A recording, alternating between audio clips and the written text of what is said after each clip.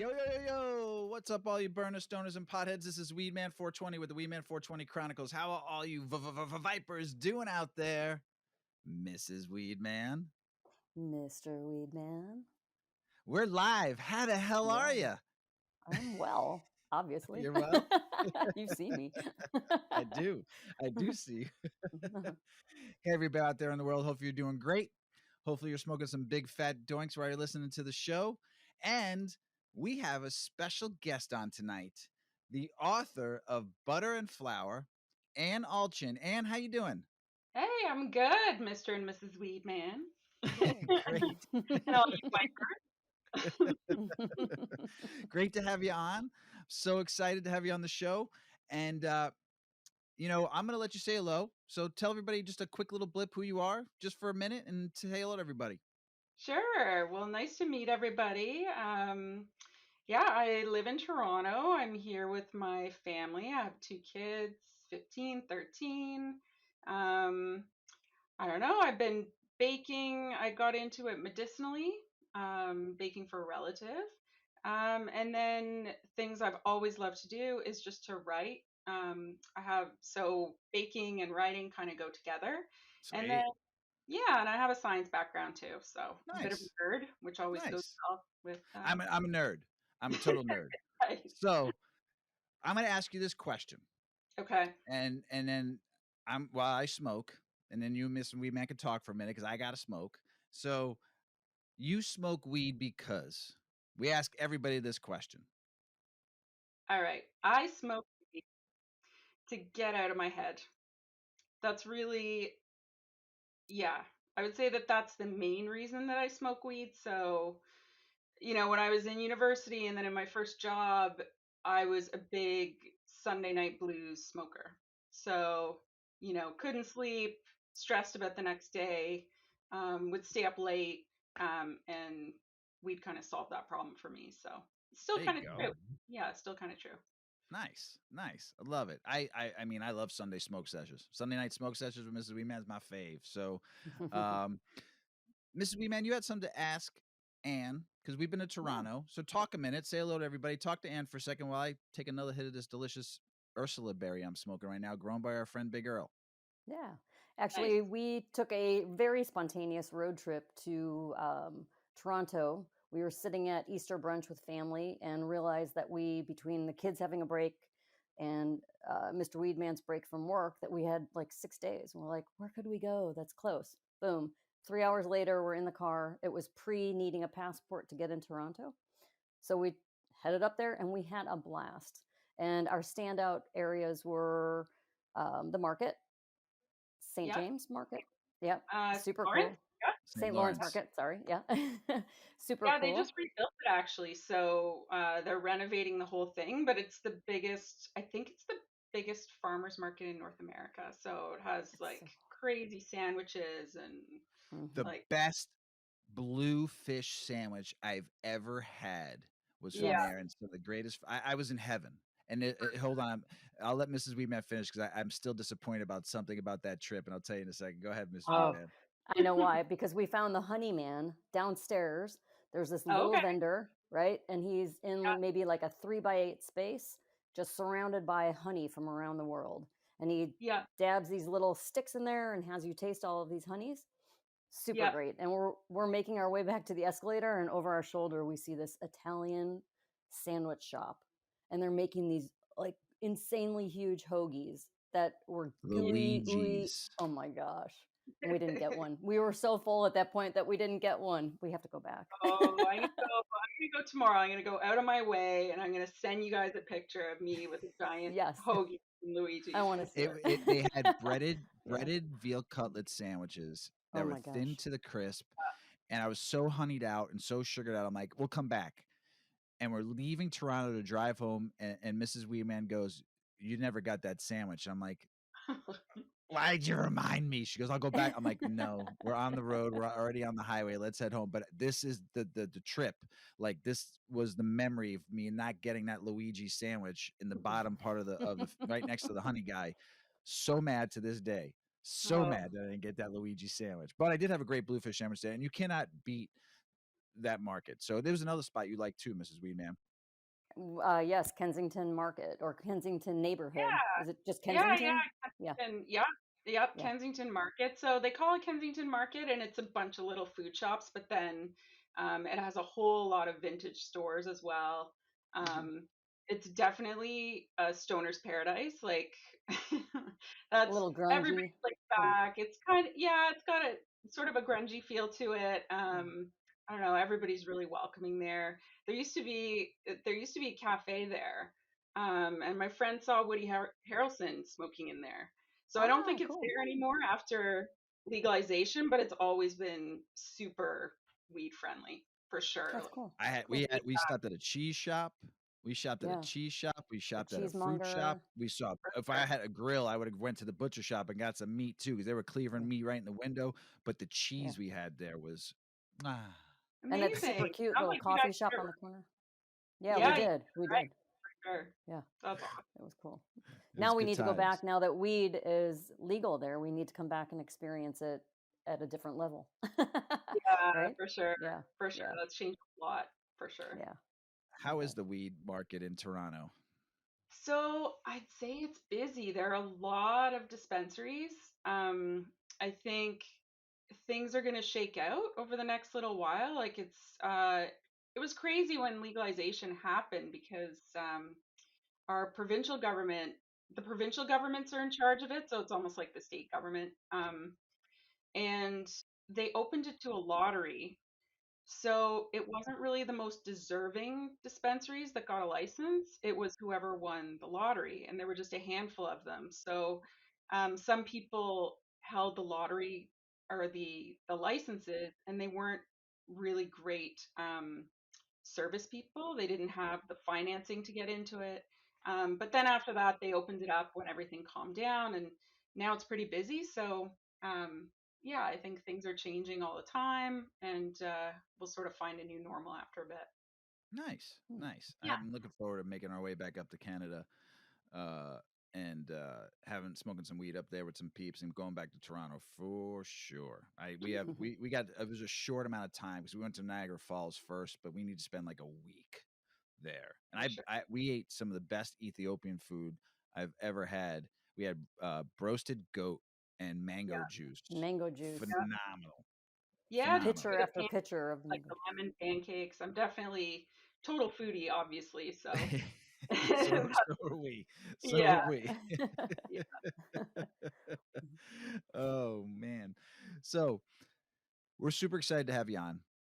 I have your book. It's been behind me now for about 2 weeks on a couple of episodes we've done. So I got to read most of it. I didn't read every recipe because I was getting hungry, and Mrs. Weeman's a great baker herself, and that I believe in. She'll say different, but I believe she is. And so every time I look at your book, I'm like, you gotta make this one. You gotta make this one. You gotta make this one. But really well done. I So I love how you put recipes and stories and how you try to bridge the stigma gap and how you try to teach and educate in that not just the recipes. It's more than that. So tell me about yourself though. I don't want to steal your thunder on how this book is, but tell us about yourself. Give us your bio, a little bit of your history. I want to know who the fuck is Ann. That's what I want to know. So tell me who you are. well, look out, look out. um, so uh, I guess weed kind of brought together a lot of parts of my personality. I'd say I'm pretty political, and I'm so glad that you like the stories and the destigmatization, because I really had to kind of fight for that. I met with a publisher. I wanted to talk about the history of weed and legalization and some of the players who have been involved in the fight over time, over the last 100 years, and some of the villains. And I've done that in other writing as well. But um, the first publisher that I went to, she said, "You realize we're a cookbook company."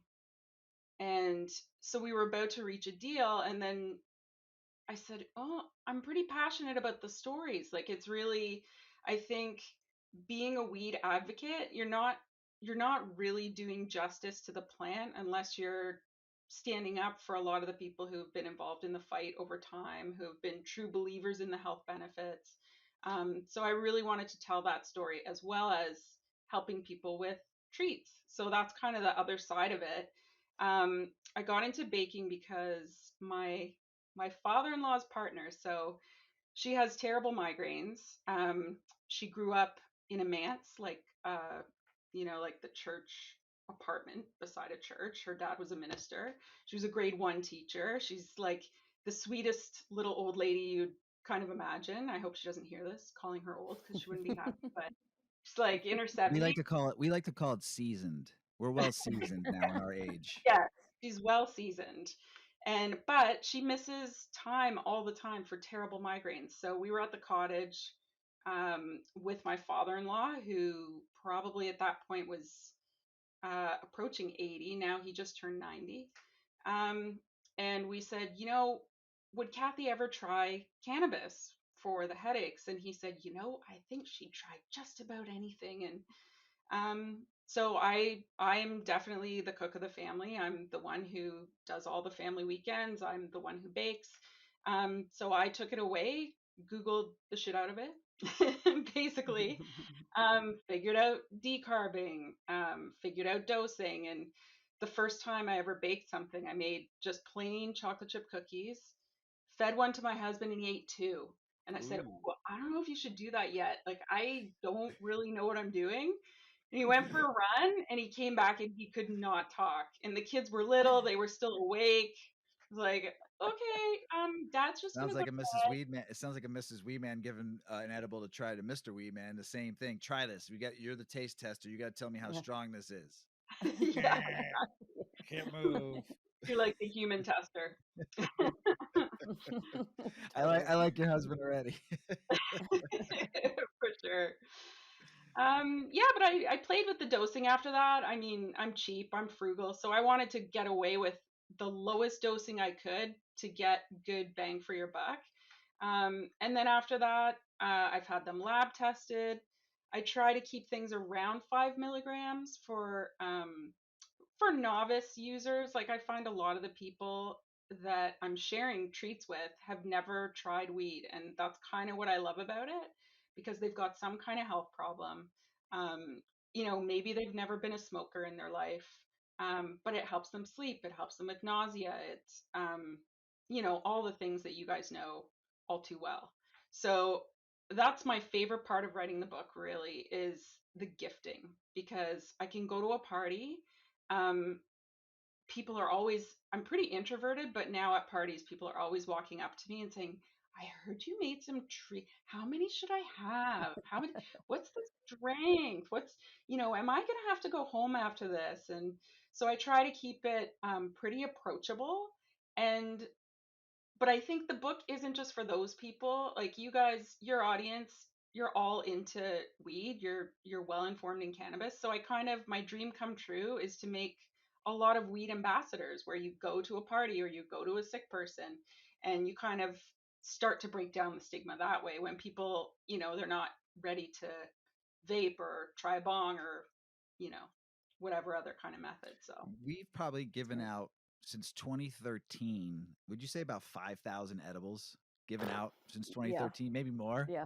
Maybe more. And I have not perfected any recipe at all whatsoever. So sometimes they're not pretty. They're not pretty treats. Yeah. I remember one particular Christmas party. Totally. Yeah. One particular This is when Christmas you first party. started, though. This is when you first started. Yeah. Early on. I made a batch. I make a candy that's kind of like a Tootsie Roll, right? Well, this batch just didn't come together. It just didn't come together. And so it was more like, not quite a hot fudge consistency. Yeah, like a jarred hot fudge, like a cold hot fudge. And so it was all stuck to the parchment paper. So we literally just threw this whole like bar pan of parchment paper covered with edible on it on the table, with like a jar of spoons at either end, and all night long just people were just taking a spoonful. Oh my gosh, everybody was wrecked. It was so good. It was so good, though. Yeah. All you need was a little ice There were cream. people, at one point, there were people sitting at the table, like tearing pieces of the parchment off and just licking it. We're like, oh boy. Yeah. I mean, that's the amazing thing about baking with weed, is that no one complains. No, they It don't. can come out upside down. It can come out, gooey goopy, whatever it is. It can come out like the ugliest. What's that show? Where they decorate the cakes and they try to. Oh yeah. Whatever. It can come out completely ugly. People will be happy. Doesn't Yes, matter. they will. Even if it comes out stodgy, people will still eat it. If it comes out stodgy. For For all of you great British baking show people. So tell us a little bit about the book. You told us a little bit, but tell us a little bit more. And like, my thing is, I love the stories, because one of my taglines in one of my emails, it says it's all about the stories. Yeah. It is. So, but so what's the overall vision behind the book too? So, when I talked about it with the publisher, we talked about telling stories of regular people, regular users, who have found out the truth about the plant over time. And it's kind of a celebration of how far we've come. These are kind of people who embraced it a long time before everyone kind of came to the table. So Jim Cooperman, he's actually in town. He lives in the interior of BC, and he was a draft dodger. He hid a pencil in his underwear. Um, got drafted to Vietnam in California. He was at UCLA, I think. Um, Took the pencil out, wrote on his draft card, "Get out of Vietnam" during his physical. And then he got in his truck and he drove north. And those people brought weed with them. So even when I interviewed him, so now he just turned 80. And when I interviewed him, he was still a little apologetic about it. He said, "Well, I haven't really come out about my use, but I'm a huge environmentalist. I'm really passionate about protecting big trees, and it makes the work a lot easier in the afternoon." Very true. Very true. So just those kinds of stories. People who've used it medicinally, like Scott Milton. So he severe epileptic. He lost 2 people in his family. He lives in small town Alberta. Lost 2 people in his family to epilepsy, like drowned in a hot tub. He was having like I think 100 seizures a week. And then he started making himself smoothies, so he doesn't even get high from it. He makes shakes out of it. Completely weaned himself off of all prescription meds. That's awesome. And gained weight, like gained muscle mass from the plant protein. So, I think, and it's incredible just when you start talking to people and the benefits that they've had, and the struggles it's helped them overcome, like, especially like people of color who have paid a high price in their families. So Rena Rampersad, she is an edible chef. I'm going to her. She's having an infused dinner in 2 weeks. I'm really pumped, like a high-end infused dinner. I told her not to wreck me, so I trust her. But her family's originally from Trinidad. Her dad had trouble with police because of it, so he always had to hide the fact that he used it medicinally. But her grandmother um, would make topicals for, if they had a sprained ankle or whatever, and she never knew what it was really. But then her brother ran into problems with the police as well. Ended up running because he was afraid of another police interaction, and passed away due to exposure. And so it's just, you know, what you say, Mr. Weepin, about the stories is just so true. And these are just mostly people I've run into in my own circles, or people I've connected with online, but the stories just don't ever stop. So, really, in the beginning, figuring out who to interview, I connected with people who had certain issues or medicinally. But then, sort of as I went further in the book, I wanted to make sure that I was really representing diverse perspectives. I interviewed a veteran who went to Iraq, an American veteran. So he talks about it. I interviewed an athlete who played for the Flyers, I think. I don't know. Yep. You guys I read that feel one. about the Flyers, but the Leafs over here were not overly happy with them. But so just trying to get the perspectives of people from all walks of life, telling their stories. And so that was really my overall goal. I loved it. I love it. There's one special one we'll talk about it a little bit later. That it's the only bookmark fold piece in the book I did because I didn't really want to do it, but I did it because this story I loved. So I can't wait to talk about it a little bit later. But now we're gonna get into the nitty gritty, the dirtiness. I love it because Mrs. Weedman and you, Ann, are gonna talk edibles. You're gonna talk like discuss making them, and this is dope because I know my wife has badass experience since 2013. She was making them, hit miss, more hits than misses, but we've made a lot of different stuff, and we've have a lot of favorite people now when we go to parties. Or I used to throw a big party every year on 420 called the Skunk Bus, and Mrs. Weedman would make the edibles for it, and I'd probably have 500 edibles on the bus. And if the rule was, if you came on the bus, you had to smoke or you had to eat an edible. You couldn't come on the bus. That's just the rule. Consumers only. So yeah, Skunk Bus only. It was great. So she got a lot of experience, but the misses weren't bad because I still enjoyed them. But this can probably help her maybe kind of close the gap on some misses where she can solid just crush it, just like I want to. And some of those recipes I cannot wait for her to make, so I'm super stoked. So Mrs. Weedman's going to take over. I'm going to let Ann. I'm going to get baked even more because that Ursula berry's got me cooking. So go ahead. All right, so we're just going to talk a little bit about the basics of baking and the troubleshooting and the things that you've learned. You have a science background. I don't. I'm just a home baker. I enjoy baking. And I'm also a baker, yeah. So I'm not like I have kind of phone a friend people. So when I run into trouble, I phone my friend Hong and I go, Hong, my snickerdoodles are flat. What's You know, how do we get out of this situation? Damn, Mrs. Weedman, that's been your whole ruination. You don't have a Han. I know. I don't have. I need that guy. Well, now we can message online, so I'll send you pictures of my flops, and you can send me pictures of your flops. We'll trade. Love it. Fair enough. Yeah. So a big thing that many people who are just getting started with baking that they just don't know is that THC is not active in the plant until you heat the plant. And so we call that decarbing, right? Yep. And so what is your favorite method of decarbing? So for those that are getting new to bake or are new to baking, you have to decarb your plant. You have to warm or heat the flour before you make your compound to bake with. So your butter, oil, whatever your fat is that you're putting into your baking. So there's a lot of different methods. So Ann, what's your favorite method? For sure. So my method is a method that my kids complain about a lot because they come home from school and it stinks. I actually like the smell. Now I like the smell mixed with butter. So my favorite method, I use it in the book because it's the most approachable. Everyone has an oven. It's easy. You set your oven timer. I set it at 240 and I go for an hour. And the reason that I do that.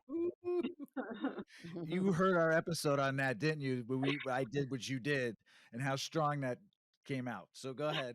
But I like when I read your book too. I'm like, ooh, she makes them strong. For sure.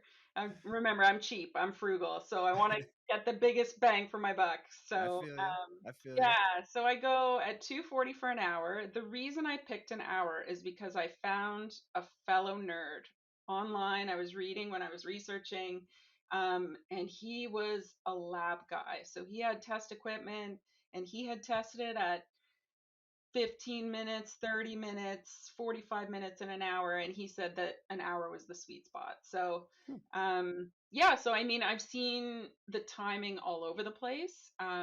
You know, a lot of people go for a bit shorter than an hour. I'm sure as long as your method works, you know, then it's good for you. But I started with an hour.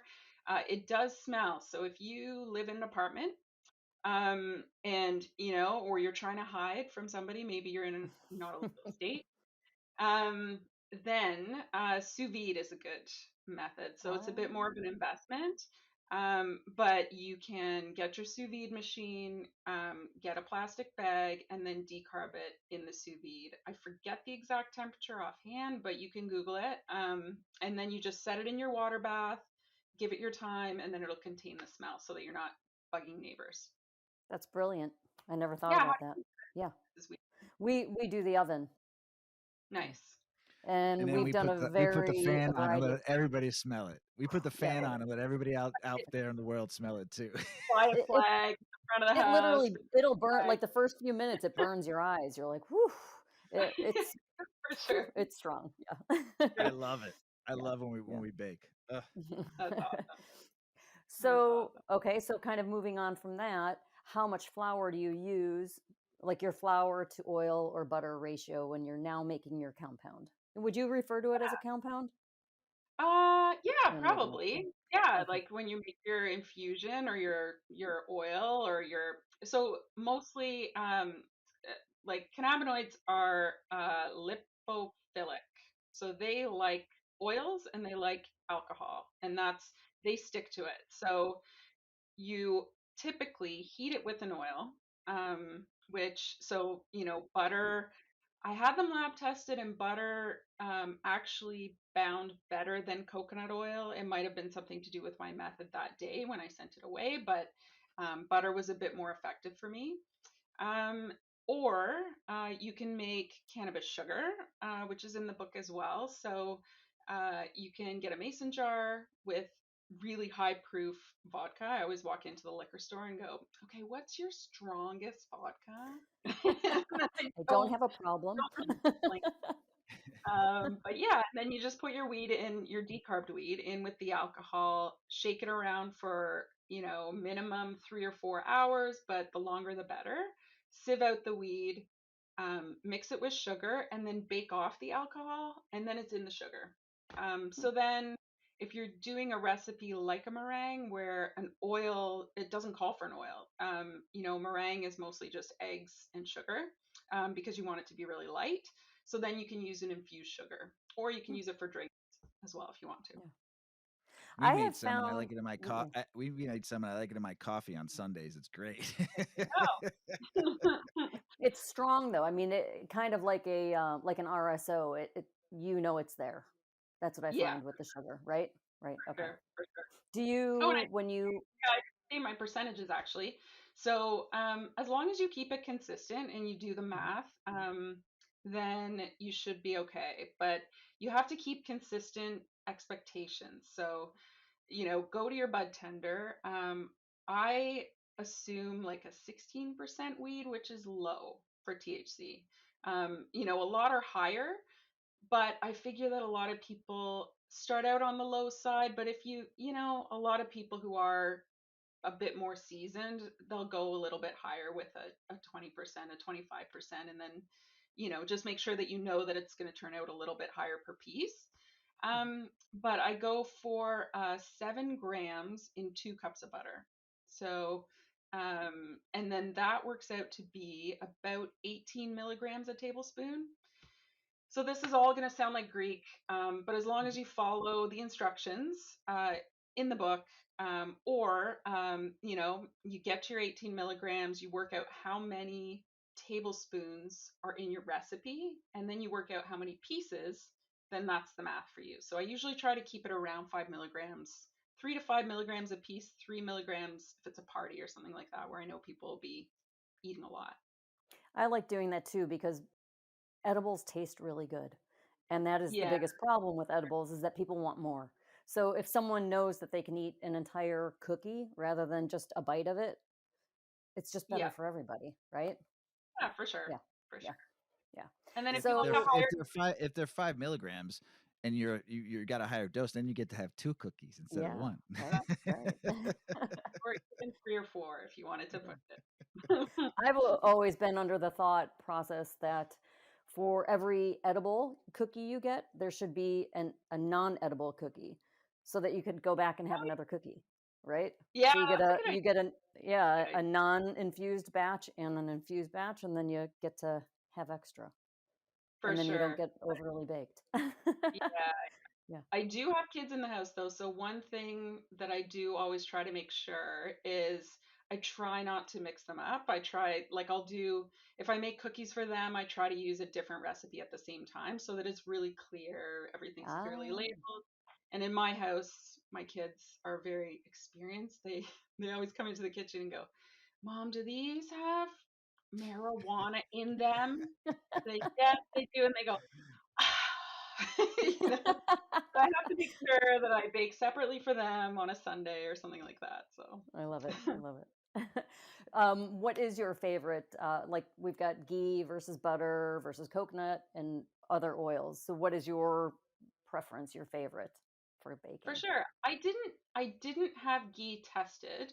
Um, I've read that clarified butter, taking the milk solids out, which is what ghee is, that it binds a little bit better. So if you are looking for higher strength, that is a way to go. But if you're feeling lazy, you can just go ahead with full on milk solids in your butter and it'll be fine. So definitely the coconut oil is good for vegans. So if you're not into your animal products, that's really a main reason that I included a lot of coconut oil recipes. Um, so something to consider. And substituting, like if you decide to substitute um, your coconut oil for butter, just really make sure that you test an uninfused piece first so that you're not wasting a batch of your infusion, because the coconut oil won't always act exactly how butter acts. So it's not a straight one-to-one. Can I ask a question? Of course. We switched. We started making our butter the old school way in a pot of water with butter, with the water, and then you put it in the pot, and it separates. Then we got a machine, which is a wonderful thing. Yeah. But we left straight butter probably about 2 years ago, and we switched to coconut oil. And then I started doing some ghee, and now I mix both of them together. Okay. 50-50. And The baking I blocks, I don't know if they like that. I like the experience. It blends well. For I'll sure. have to send you. I'll have to send you a pic of the last butter we made. Yeah, I would love. Now baking wise though, Mrs. Weedman, ask her, like, does it blend? Because it could be me just wanting to make stronger butter. I like it. I particularly like the flavor that you get from the coconut oil with the cannabis. I feel like it actually complements the cannabis and makes it more palatable, and it has kind of just a nutty overall, just a nutty, nice flavor. And everything that I put into, especially if you're making granolas, it just tastes really nice. And you kind of lose the coconut and just get kind of this nutty, grainy flavor. But I do have issues with my butter sitting on top of things sometimes. Like when I make my caramels, it separates, or my milk scalds, and I do have issues with it. Is that because of using the oil? You know what? It could be that they're different densities a little bit.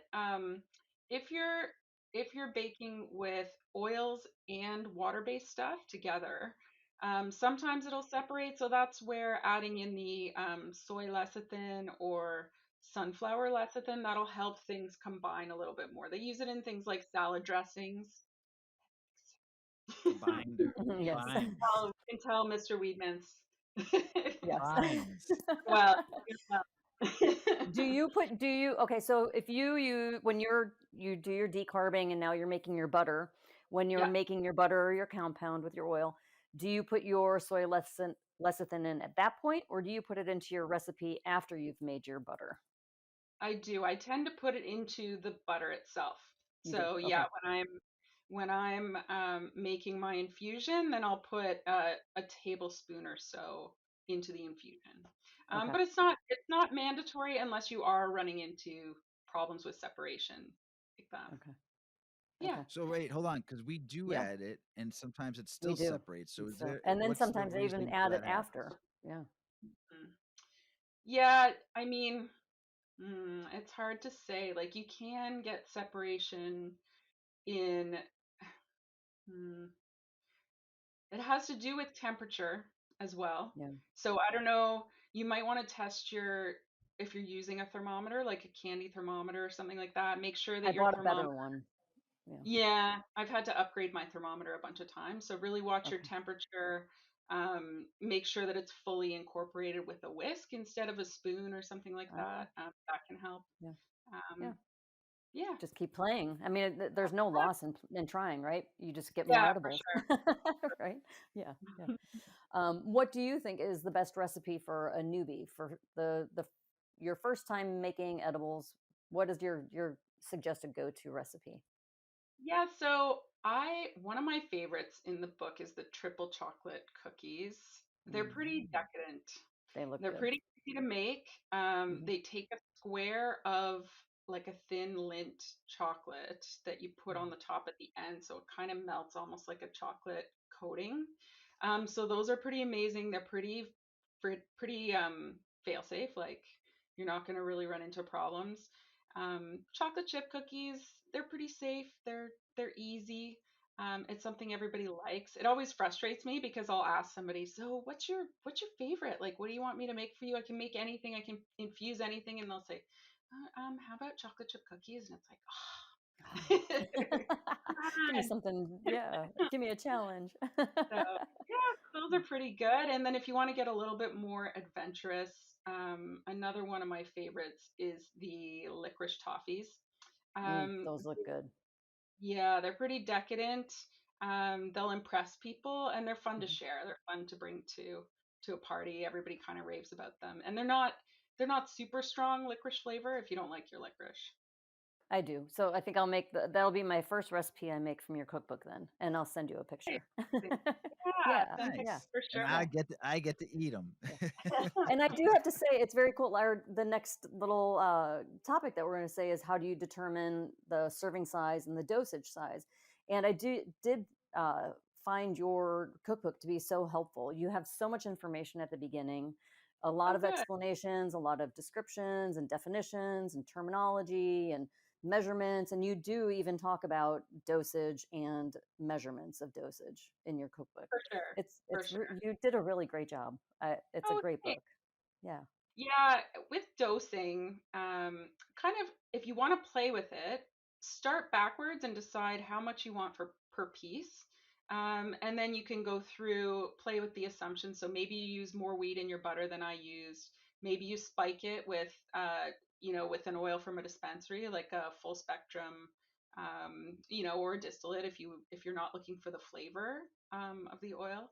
Um, so yeah, and there's a really good calculator actually. I don't know if you guys know Jeff the 420 chef. He has a I've really heard 'em. Yeah, he has a good online calculator that was really close to it brought really close results to what I sent to the lab. So it's pretty trustworthy. Yeah, and then you can play with your assumptions if you want to make things a little stronger.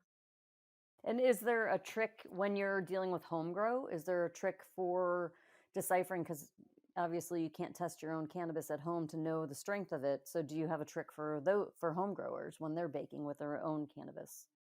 Yeah, I kind of Google the strain if you Okay. can find it. Like a lot of people are kind of making creative strains these days. But if you Google the strain, it'll give you an idea of the strength, the THC strength, and then you can kind of go based on that. That's Home great. grow, I find, is a little bit lighter. So you still weigh the same You amount. haven't smoked my home grow.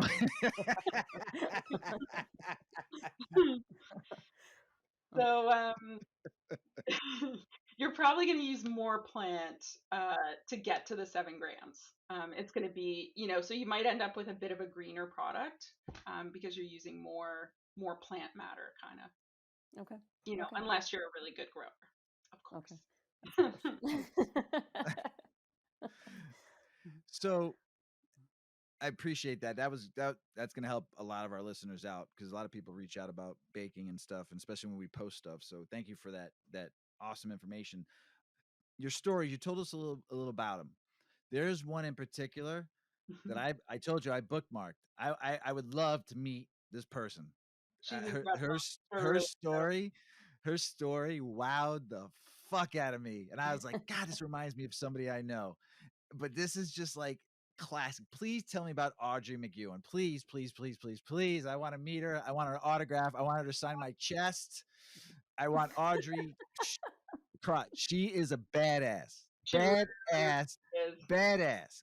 OG gangster badass. I want to know about her. Tell me about her. So she is my friend's aunt. When you talk to her, I wish that you guys, I'm going to do a post. I'm going to put it up on my Instagram so that you guys can hear her voice, because she's 80 now. But she talks just in the slowest way, and she laughs with this deep, slow laugh. But yeah, she smuggled hash. So she was a nurse. You know, she was a nurse. She was living in Montreal. She had kind of, yeah, there she is. I told you it's bookmarked. The only fucking page bookmarked. She had kind of a short relationship, let's say, with a guy in Montreal. And while she was there in his apartment, a woman came in and exchanged a suitcase and walked away with money. And he said, "Oh, I'll just be a minute." And she said, "Ooh, what's that all about?" And so she asked him, and he was actually a smuggler, a dealer. And so she said, "Well, I'd get a piece of that, you know." But when she tells the story, she said, "I guess I was a bit of a slut. I was, you know." So she and her friend, they were nurses. Her friend agreed to go with her, and she wasn't young and stupid. She was 35, and she flew to India, um, and you know, brought back hash in. Wow. So they said, "Don't bring many clothes." So she said, "I just brought a nightie and I brought a pantsuit." And so they strapped the hash inside the suitcase, but it was heavy. And she picked it up and went, "Oh, I think they're trying to get away with too much." And they did, and she got caught in Amsterdam. And they got off the plane, and she just knew right away that they were caught. So they were separated immediately. She was put in solitary confinement for 6 months, I think. They tried to get her to snitch. She she didn't say anything. Snitches end up in ditches. She didn't snitch. She ain't no snitch. I love it. Badass. But yeah, I mean, she's embarrassed about the story now. She says, "I don't know what I was thinking. Hell no. I was bored with nursing." But then she'll take a long pause and she'll go, "But the money was flowing." So she said, "I got this, you know, when we were in India, we had the time of our lives. I got a big sapphire ring." And so, I mean, she is really, really an incredible person. She just, I'm lucky enough to be able to go on a cottage weekend with her. She's a person who, she's the aunt of my friend. My friend's mother passed away when my friend was 16, and Odd moved in and looked after her.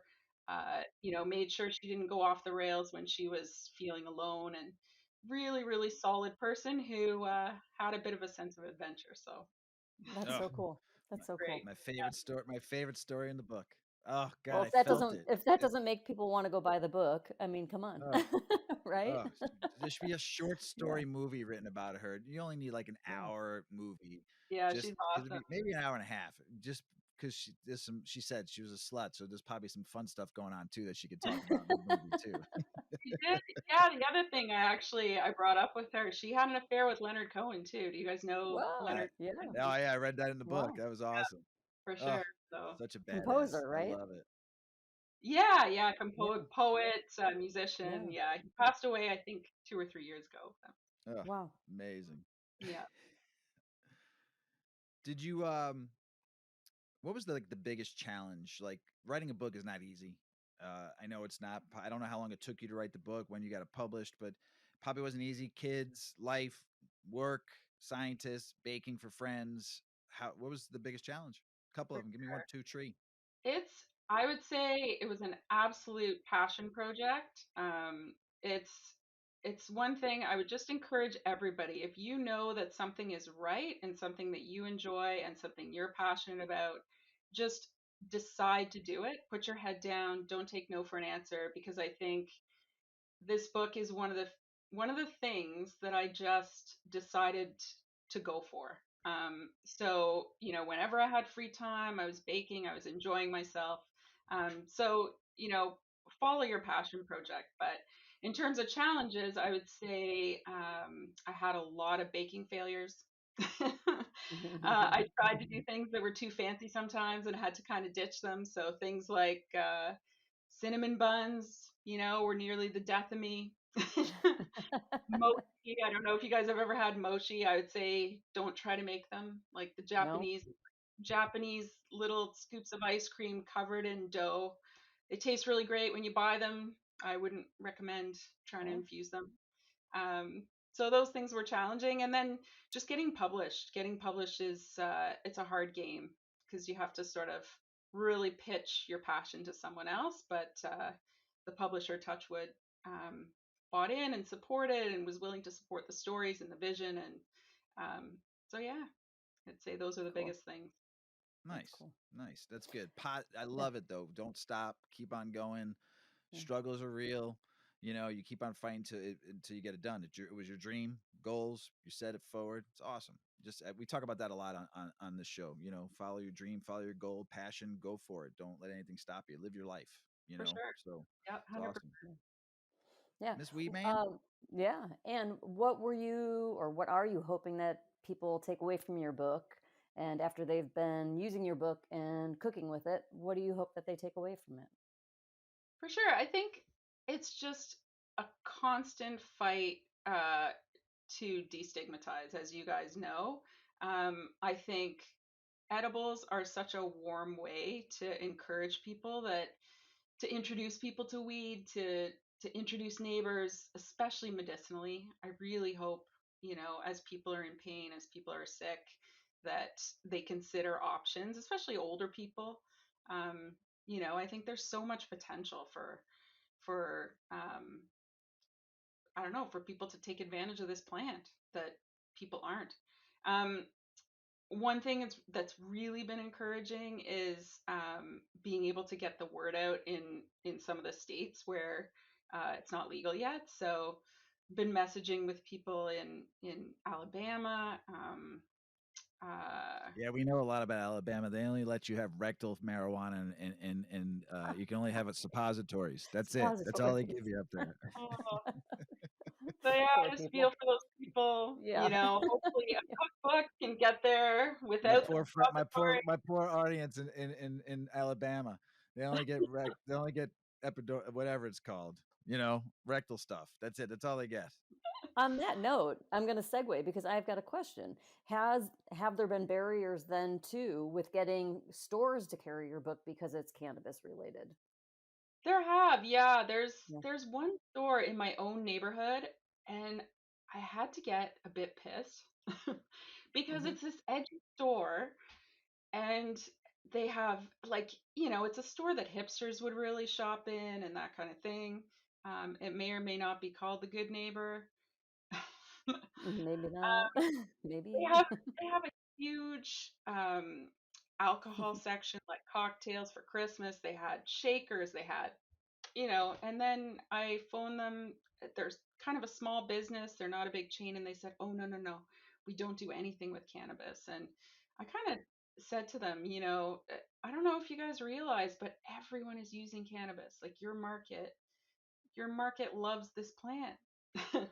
So, it's, you got to kind of wake up to that. So, for sure, there are still barriers, but it's really exciting to see it on Amazon in restricted states. So yeah, I'm pretty proud And to be able. has it only been states where it's legal that will take the book, or are you even No, able to sell it in non-legal?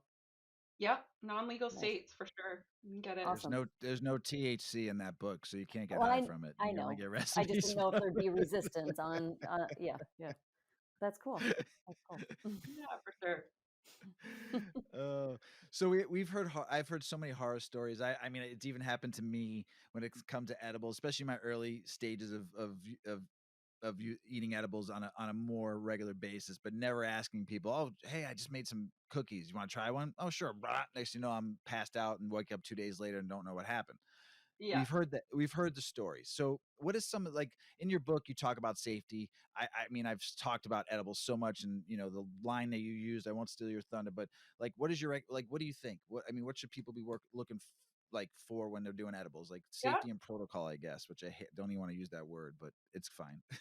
For sure. So I would say start low and go slow. It's not my catchphrase, but if you're learning, you need to kind of learn what your personal dose is. So it's kind of different for everybody. Some people, you know, you guys know, like some people need their heads blown off, and other people are really sensitive to it, and they need more of a balanced strain where you're getting CBD and THC together to kind of take the edge off. So just start slow, start in a safe environment, make sure things are well labeled. That's a huge thing. Like I really had to think about doing this knowing that people would be baking in homes with little kids. So I trust you, make sure that you're being safe with edibles and that you're keeping them far away from people who shouldn't have them. Make sure there's consent. So I think I talk about in the book, like eh, there's promise for people with Alzheimer's or neuroprotection, but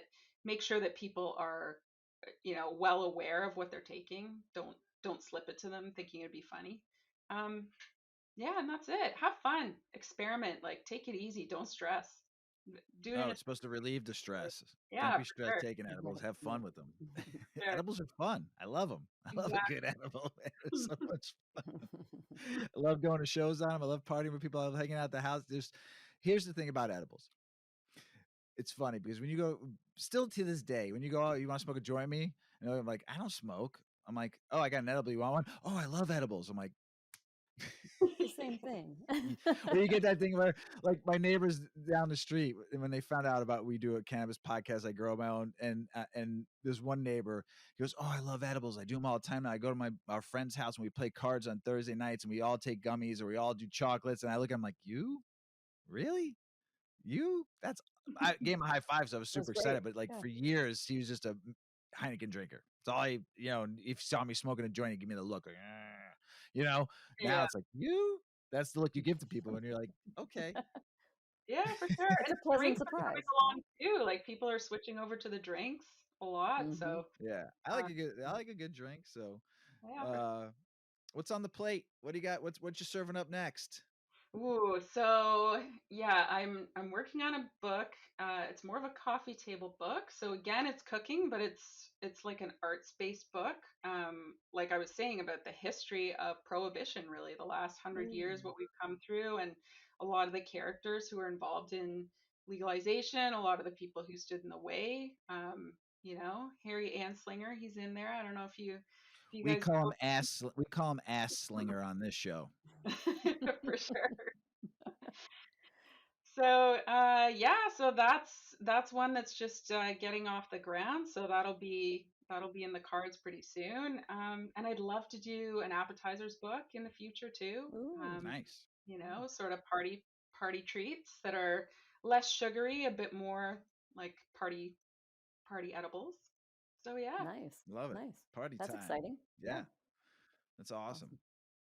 So, man, it's been great having you on the show. Aw. Are you before we said we were going to do an after show smoke, you and I, right? Yeah. All right. So before you get baked and you forget what we're going to talk about, plug your book, plug your Insta, plug your social media. Tell everybody where they can get the book at. Throw a little out there, shout out. I want to give a shout out to you and thank you, but go ahead. For sure. So butter and flour, but it's FLOW, as we know and love. You can follow me. I'm mostly Instagram is where I have the biggest presence. So Infusion, ANN Infusion. Uh, my website's AnnAllchin.com. And that's about it. I love messaging, so reach out, say hi, show me your successes, show me your failures. And yeah, Picks, happy baking. picks. Happy baking. I love it. I love it. So let's smoke real quick. Mrs. Weedman, you and I get to smoke on Friday. You're finally going to be back with me. I've missed my smoking partner, my smoking friend for the last, 10 days 12 now? days. 12 days. 12. Oh, she's counting 12 days. Yeah. 12 days. Tomorrow we celebrate. We celebrate with some Veuve Clouvet and some weed. So, rosé for all. Friday. Yeah. What are you smoking on? What are you smoking on, Ann? What do you got there? We're gonna ask. So it's a mysterious pre-roll. I usually buy sativa, but I've been putting them in my weed donkey.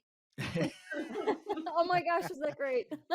Hee haw, hee haw, hee haw. Let me see. Does it come out of his butt? You push it down?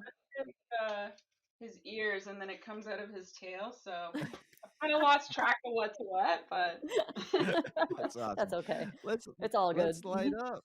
All Thank you, Ann, for coming I'm on the jealous. show. Thanks for having me. I love you guys. Oh, I'm gonna smoke this bowl for you. What are you smoking? It's not fair. I'm smoking Ursula Berry.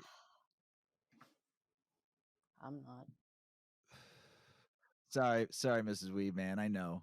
Everyone who listens to the last episode will know why Mrs. Weedman's not smoking weed till tomorrow. Yeah, couple more days. I'll get there. So, I'd like to thank Ann for coming on the show while she's getting her joint lit up. It was a real pleasure for you to send me that book and let me read it. And it was an honor to learn about all of the stories of people you told on there and their expedition, good, bad, ugly, but now it's all good because it's legal. And their stories were wonderful. Your recipes. Oh, I can't wait for Mrs. Weedman to get ready to make some. I'm excited. I got 3 pounds of butter. I got a pound of sugar and a lot more weed to make some more butter. Yeah. I have about a pound of weed too. So to make more butter. That's what happens when you home grow, and you just got a lot of weed and you just bake and smoke. Look at that. Look at the big clouds you're blowing. I love it. Well, thank you so much. Awesome. Mrs. Weedman, you got anything else to say before we go? I wish I was smoking right now. But Ann, thank you so much for joining us. This was so great. Very cool. I wish you so much success. It's so cool to see another woman follow your dream and just battle through all of those challenges, because we face them. Everybody faces challenges when you're trying to do something that you really believe in. And Mr. Weedman and I have our passion projects too, and we know the struggle. So congratulations and the best of luck to you. Awesome. Same to you guys. Thanks to you both. Thank you. Thank you. And as Paulie always says, smoke smart, puff, puff, and away. Puff, puff, pow.